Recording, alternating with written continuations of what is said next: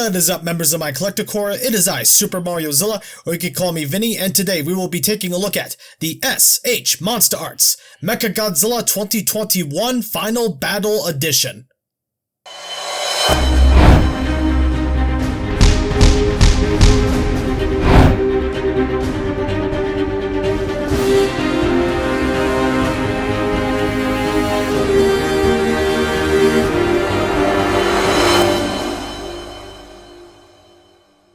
Revealed technically at New York Comic Con, the final battle version of Mechagodzilla would make his way to MonsterArts with a bunch of accessories and a much more complete paint job, and he clocks in at the same price as the original Mechagodzilla 2021, around $150 to $160. That's awesome. Fans, upon getting the release, praised it for the accessory count and the new paint job. It looks really good, and part of the sculpt has been updated, believe it or not. Yeah, a MonsterArts figure getting updated sculpt, I can't believe it either. Well, still, that's pretty cool. The figure is also a web exclusive, so no chance at a reissue. Keep that in mind. Sucks, but such is life, I guess.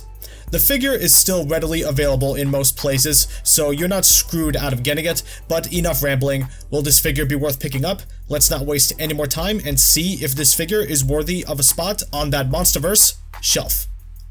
Part of the sculpt I said was updated. What's that? The inside of the mouth is the piece to shoot out the plasma scream effect. That's it. But either way, the sculpt and paint on this figure is phenomenal. Oh my god, this looks so much better than the first release. The red helps this pop so much more. The original looked bland and uninspired. This looks amazing. The sculpt is also top notch. Arguably the best looking Monsterverse figure in the line. He looks stunning. So good. All the mechanical details you would expect to see on this figure is present and accounted for, and the red makes it look that much better. It looks wonderful and so clean. I can't really name a place where the paint job is sloppy. I can't. It all looks really good. I have to say it, this may be one of the best figures in the MonsterArts line. It looks incredible. Mechagodzilla has such a good look on him. I can't get over the red as well. It looks amazing in all the places it's been applied. Looks really good. I honestly don't have many complaints with the looks. I think it all looks amazing, so rock on, Bandai. Overall, Mechagodzilla looks absolutely stunning and will definitely have a great presence in your display. It's no secret that Mechagodzilla's articulation is a little bit limited, but considering the design, it's something you really can't get mad at. For what they worked in pretty well. It's just that, you gotta get creative if you want to get him in some more dynamic posing. So, let's see what he's got. Shoulders are on pads and are on a hinge. And you can plop up the missile things with your fingernail, if you're able to.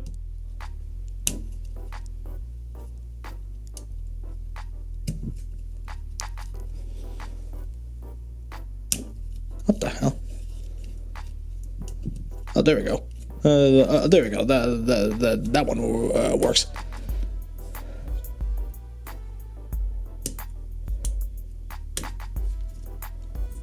There we go. And there we go. Pops up like that. Shoulders are on ball joints. They have butterfly joint movement. Can hinge upward just a little bit under 90 degrees, and elbows can bend just about 90 degrees. Was it 90 degrees? No, it's more like, it's not 45 degrees, but But elbows can also swivel. It acts as a bicep.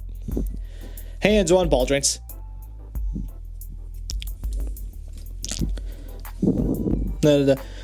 These little pockets right here can flip open to reveal some more missiles. Like that. Pretty cool. They also pop back in with these. It's no problem. Legs. I left the pistons in because they weren't giving me a problem, but I'd be more than happy to show you what the range is with the pistons. They can go...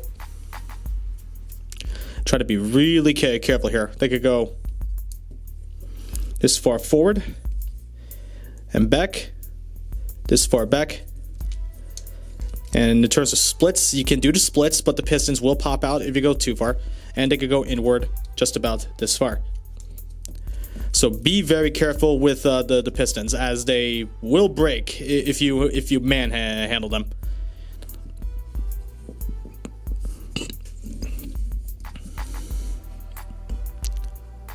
Knees are on a hinge. Can bend all the way, just like that. The ankles are on a. Is it like a hinge? I think it's a double hinge. Can go all the way back. Can go all the way forward. And of course, ankle rocker is decent. There's two sleeves to help the ankles move. This and this. Tail on a series of ball joints, and it is silky smooth.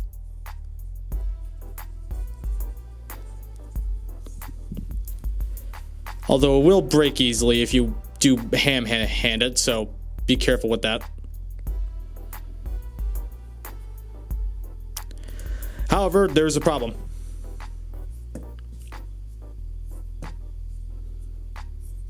Unlike the first Mechagodzilla 21, the tail does not stand up in the air.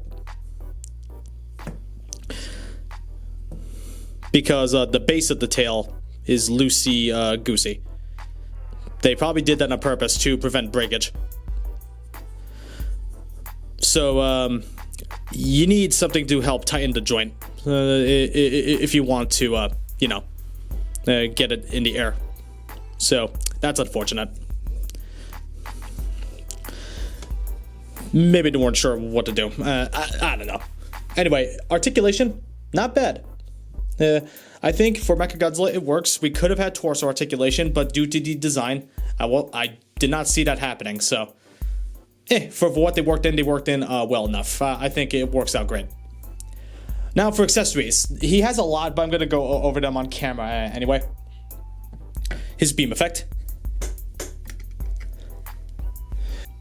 Which looks great when it's in use. So pretty cool. I think the name of it was the Proton Scream, if I'm not mistaken. If I'm wrong, correct me in the comments. He has alternate hands with the longer fingers. The fingers are not bent.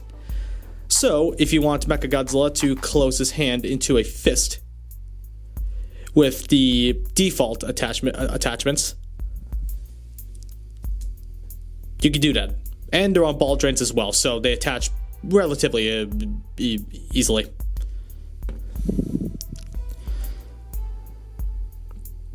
So the hands are just as versatile as the first Mechagodzilla 21 release. We also get two of these punching effects for Mechagodzilla's hands, which attach via ball joints. You can see the sockets in there. So you remove the hand and they go in. For you, I'll show you. There we go.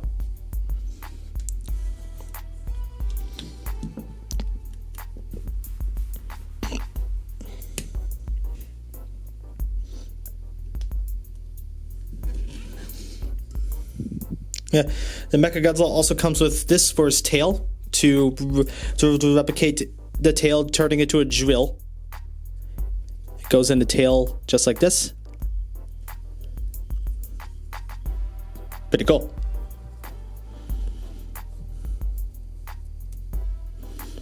Be patient when taking it out. You really don't want to break it. Now Mechagodzilla comes with 6 thrusters. Here are the thrusters. Now, the flames are detached in the package, but I popped them all in. You get 6 of these thrusters because they go on the backside.